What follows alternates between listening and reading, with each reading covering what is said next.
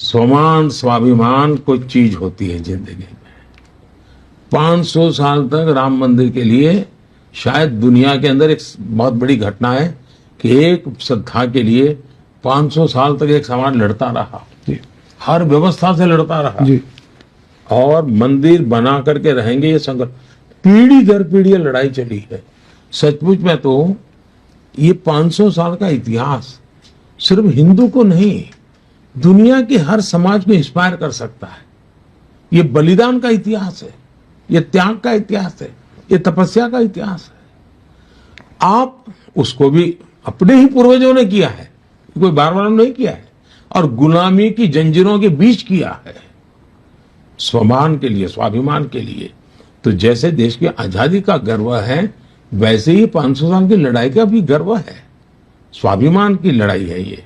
लेकिन चूंकि आपके सेकुलरिज्म जो अपने खोखलापन है, उसके लिए डर करके जियोगे तो क्या चलेगा। वो इकबाल अंसारी, उनको भी निमंत्रण दिया तो उन्होंने कहा भी अब सुप्रीम कोर्ट का जजमेंट आ चुका है, अब मेरा गिला शिकवा कोई रहता नहीं है। और वो स्वयं प्राण प्रतिष्ठा के कार्यक्रम में आकर के बैठे।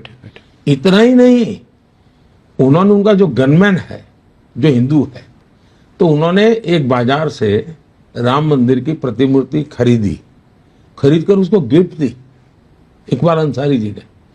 अब मैं सोचता हूं एक इकबाल अंसारी सच्चा सेकुलर है कि कांग्रेस सच्ची सेकुलर है।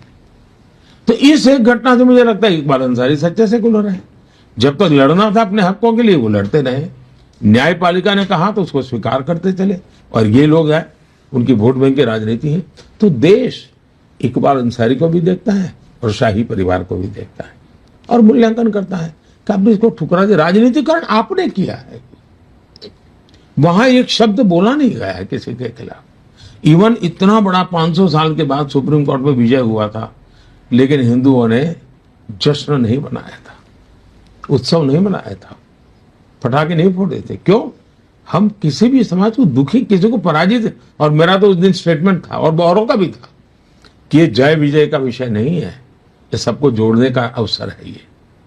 तो जिस दिन राम जन्मभूमि का जजमेंट आया, उस दिन भी सबको जोड़ने की बात हुई है। लेकिन दुर्भाग्य है कि कुछ लोगों को इस प्रकार की प्रवृत्ति के बिना अपनी वोट में बिखर जाएगी, इसकी चिंता है।